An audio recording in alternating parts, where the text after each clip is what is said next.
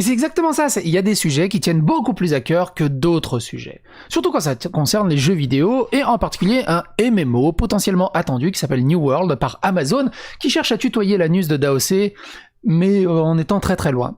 J'avais envie d'enculer des mouches dans cette vidéo, et si vous avez envie aussi d'enculer des mouches, attrapez les ailes, asseyez-vous et faites-vous plaisir. Qu'est-ce qui se passe ? Le New World est en phase de test actuellement, et ils sont en train de tester un shop basé sur un système de Battle Pass, et il y a eu des inquiétudes à ce sujet, parce que, évidemment, ils ont peur que New World, qui n'est même pas sorti, se transforme déjà en pay to win. Et là, les développeurs du jeu arrivent grand prince en disant « Oh, mais vous inquiétez pas, oulala, on fait que des tests, vous inquiétez pas, le shop est là, mais c'est purement cosmétique, au lancement. Ah, ouf, purement cosmétique, bon bah c'est cool, hein. Comment ça, au lancement seulement ?»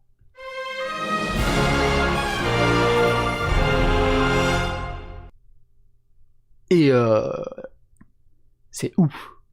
Donc, si vous avez attendu ce MMO ou si vous avez plus d'infos, évidemment, les commentaires sont là, n'hésitez pas. New World répond aux préoccupations du shop et souligne que le magasin au lancement n'aura que des cosmétiques. Retenez bien le mot qui, moi, me donne envie de...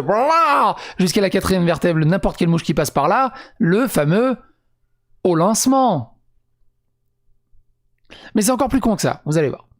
Déclare AGS, Amazon Game Services, j'imagine, envisage un système du type de Battle Pass. Un Battle Pass dans un MMO.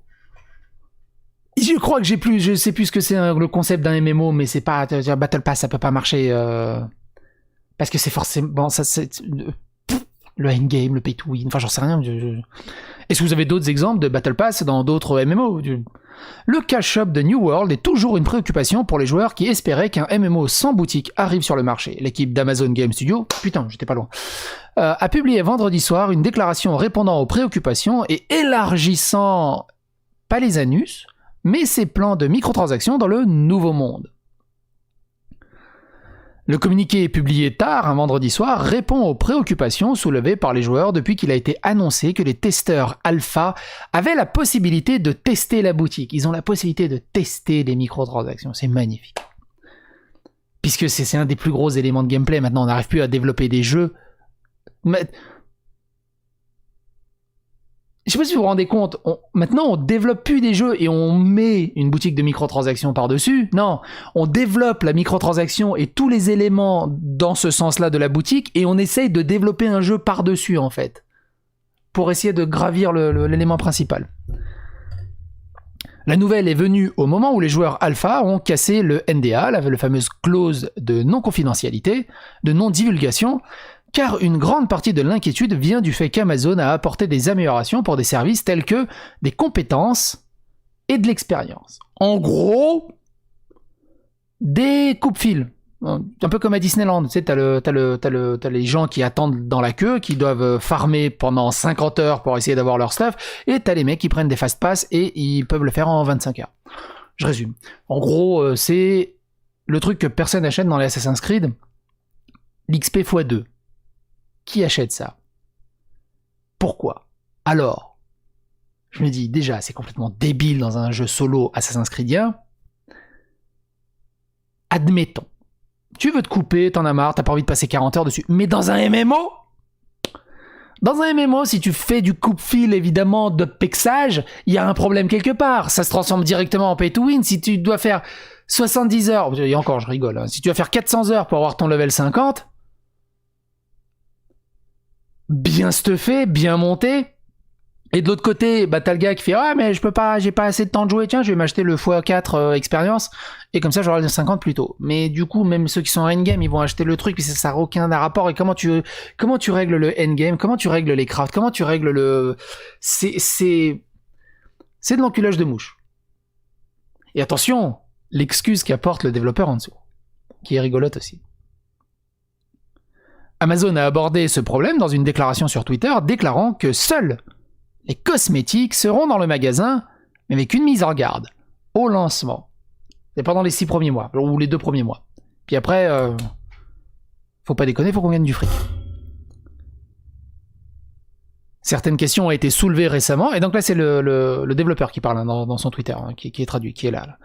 Veuillez lire cette lettre concernant les tests de vitrine, les tests de la boutique que nous effectuons actuellement dans l'alpha. Et donc ils disent ceci.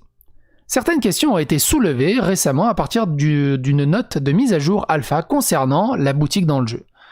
Commence dans la déclaration de Rich Lawrence, directeur du studio de New World, et il a continué. Notre plan, en ayant un magasin, est de créer un débouché pour les joueurs qui trouvent suffisamment de valeur dans les articles du magasin pour qu'ils soient heureux de les acheter. Bah oui, parce que tu sais, t'as pas envie de te passer 250 heures à tuer 406 raids de merde pour avoir ton épée Vorpal plus 12. C'est tout l'attrait des MMO, de créer de la valeur d'un objet que tu peux avoir, mais qui est extrêmement rare. Mais non, mais là, si tu peux l'avoir pour 12,99€, fais-toi plaisir. Notre plan n'est pas, et ne le sera jamais, de créer le sentiment que les articles en magasin sont nécessaires pour en profiter du jeu. Tous les joueurs pourront profiter de l'expérience du jeu complète. Mais il y a quand même des stuff qui seront accessibles que par les boutiques, mais complètes. C'est à peu près aussi débile que les microtransactions qui arrivent dans Doom Eternal. On avait fait une vidéo là-dessus. Alors qu'ils avaient promis une expérience complète. Back to the roots. Un jeu à l'ancienne. Sans microtransactions. Blablabla. Bla bla bla. Les joueurs pourront profiter d'une expérience de jeu complète que nous livrons sans avoir à faire des achats en magasin. Alors à ce moment-là, pourquoi il y a un magasin ? La lettre a continué déclarant que les articles au lancement seront exclusivement de nature cosmétique. Au lancement. Cependant, Lawrence a parlé de projets futurs avec le magasin, confirmant que l'équipe est en effet à la recherche de potentiels éléments... Et là, attention, là c'est les éléments politiciens de langage, c'est pas genre... je sais plus si c'était Delphine Ernotte. Je crois. La patronne de France Télévisions. À un moment, il y a eu des licenciements, genre beaucoup de licenciements sur France 2, France 3, et il y a eu une interview avec elle où on lui posait des questions, et on dit « Qu'est-ce que vous pensez de tous ces licenciements ?» Elle dit « C'est pas vraiment des licenciements, c'est une bascule numérique. » Tu sais, moi, quand j'ai perdu mon emploi, j'ai pas été... c'était pas un plan social, c'était un plan de sauvegarde de l'emploi. Et donc là, c'est pas de l'enculage de mouche, c'est une recherche de potentiels éléments de qualité de vie pour les mécaniciens tels que l'expérience reposée et les déplacements rapides. Parce que non seulement la cosmétique, mais aussi de l'expérience accélérée, mais aussi on doit acheter une fonctionnalité de pouvoir se déplacer rapidement, de se téléporter d'un côté à l'autre de la carte. Avant, tu cliquais ou t'allais voir le TGV, hein, le train du Grand Visur, et il te téléportait sur le RVR où tu veux. Ou sinon, tu prenais tes petites papates et puis t'y allais et puis il y avait 35 minutes de papates. Et ben maintenant, ça sera 2,99€. je lance des prix au hasard, mais vous avez compris l'idée. On est là pour enculer des mouches. Pauvres mouches. Et le truc, c'est qu'ils arrivent à te faire passer ça comme une excellente idée. Tu sais, il n'y a pas de problème. Ils te créent des problèmes et après ils arrivent. Nous, on a la solution. Hein. Pourtant, t'as plus de problème. Heureusement qu'on est là. Vive les développeurs. Ah, après, évidemment, ça sert à rien d'engueuler les développeurs. Eux, ils sont là pour bosser.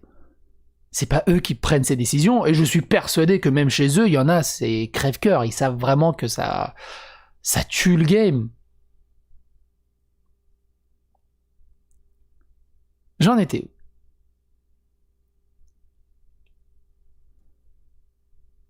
où ? Je suis perdu. Blablabla. Notre plan n'est pas, et ne le sera jamais, la lettre a continué en déclarant que les articles au lancement seront exclusivement de nature cosmétique. Cependant, Lawrence a parlé des projets futurs dans les magasins, confirmant... Voilà, c'est là. Lawrence semble indiquer que ce plan vise à faire en sorte que plus de joueurs puissent découvrir tout leur contenu de fin de jeu passionnant. Si le contenu du fin de jeu est passionnant, et si le jeu est passionnant, les gens iront jusqu'à la fin du jeu. T'imagines faire un jeu assez passionnant pour que les gens arrivent au endgame ?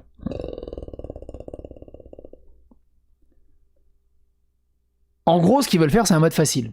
Pour que des gens comme Julien Chiez ou Carole Quinten arrivent au endgame plus facilement. En regardant vers l'avenir, nous testerons également des idées sur la façon d'offrir aux joueurs des objets de qualité de vie pour des mécanismes tels que de l'expérience doublée et des voyages rapides à la fois disponibles dans le jeu et achetables en magasin. Le moment de la sortie de ces types d'objets sera dépendant de la progression du joueur dans les mois qui suivront le lancement. Plus il y aura de joueurs capables de découvrir tout notre contenu de endgame, passionnant, et nos modes de jeu. Plus l'expérience du jeu global sera saine pour tous les joueurs. En gros, moi je paraphrase, plus il y a de gens qui achèteront ces microtransactions, plus l'expérience sera saine pour tout le monde. L'équipe a également évoqué d'autres projets futurs au-delà de la boutique basique, déclarant qu'elle était à la recherche d'un programme du style Battle Pass, un peu comme ce que nous voyons dans les titres gratuits de nos jours. Laurent insiste sur le fait que ces passes seront testés à l'avance pour s'assurer qu'elles offrent une valeur élevée sans perturber le gameplay pour ceux qui ne participent pas. Ça perturbe pas le gameplay, on est d'accord. Ça ruine le endgame. Genre, vraiment. L'égalité, comme ça. C'est ouf. C'est ouf. Et en plus, sur Twitter, ils en rajoutent une couche. Quelqu'un qui leur dit « Plus il y a de joueurs capables de faire l'expérience de tout notre contenu en fin de game, passionnant et nos modes de jeu, plus c'est sain pour tous les joueurs. Cela me semble que vous voulez rush les gens pour terminer la partie avec des boosts et d'autres choses. Cela me semble vraiment mauvais. Laissez les gens profiter du voyage. » New World répond « Il ne s'agit pas de précipiter les gens vers la fin du jeu. Il s'agit de soutenir les gens qui n'ont pas autant de temps pour jouer et de les aider à atteindre la fin du jeu avec le temps dont ils disposent. » Oui, en gros, tu veux précipiter les gens à la fin du jeu. Puis de toute façon, si les gens n'ont pas le temps d'y jouer en début de jeu, ils y joueront pas à la fin du jeu. Ou alors, revois tout le système et t'es un nouveau joueur, tu mets 5€/50, je suis level 50, et voilà, tout le monde. Si la fin du jeu est aussi génial que ça, eh ben développe que la fin du jeu, développe pas le début du jeu, ça sert à rien. Non, c'est trop compliqué. Parce que de toute façon, les gens, en fait, ce qu'ils veulent, c'est rendre les gens addicts. Et généralement, dans ce genre de jeu, eh ben, tu deviens addict dans le endgame, quand le Theorycraft rentre en ligne de compte. Et là, il y a des gens vraiment qui peuvent devenir addicts et dépenser des centaines d'heures. Il y en a plein qui ratent aussi cet aspect-là, du coup, et eux, du coup, ça leur fait des pertes. Ben, à ce moment-là, arrête avec le début du game et on s'en fout. Balance direct dans le endgame et advienne que pourra. Si le jeu est pas assez bon pour t'amener jusqu'au endgame, réfléchis pas à une boutique et un doublage d'XP. Réfléchis à rendre ton jeu intéressant pour captiver le joueur jusqu'au endgame. Et de dire que tu le précipites pas vers la fin du jeu, mais que tu aides à les aider à courir plus vite vers la fin du jeu.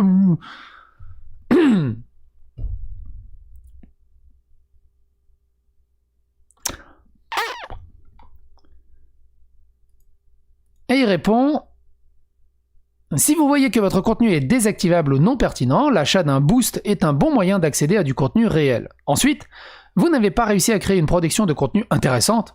Rendez la mise à niveau plus rapide si vous vous souciez des gens qui perdent leur temps ou si la fin du jeu est tout ce qui vous importe. Bah, tout simplement, si tu as besoin de 8 heures pour passer un level, fais en sorte que tu as besoin de 20 minutes. C'est réglé. Le problème est réglé. Ah oui, mais non, mais oui, mais comme ça, plus personne achètera le x2 d'expérience parce que bah oui, faut bien faire nourrir le truc.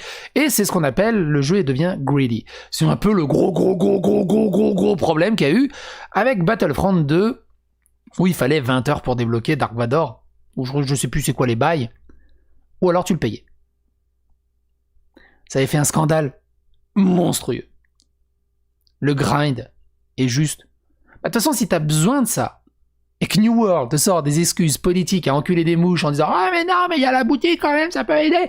C'est que vraiment, le grind, il doit être tellement déséquilibré de ouf. Et ils continuent à le défendre. Et donc ils répondent « Les MMO prennent un investissement de temps énorme que tout le monde n'a pas.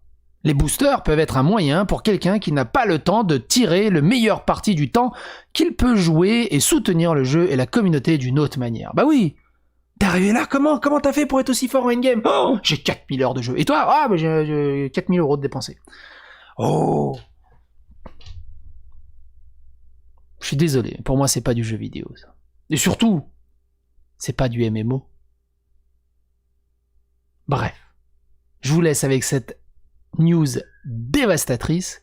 N'hésitez pas à phagocyter l'algorithme de YouTube, n'hésitez pas à liker, clasher, Discord, je sais plus parler, clasher. Non. N'hésitez pas à liker, disliker, clocher, abonnez-vous, phagocytez l'algorithme de YouTube, partagez sur les réseaux sociaux, commentez, abonnez-vous et suivez d'autres vidéos qui peuvent vous intéresser. Bye bye pour d'autres aventures.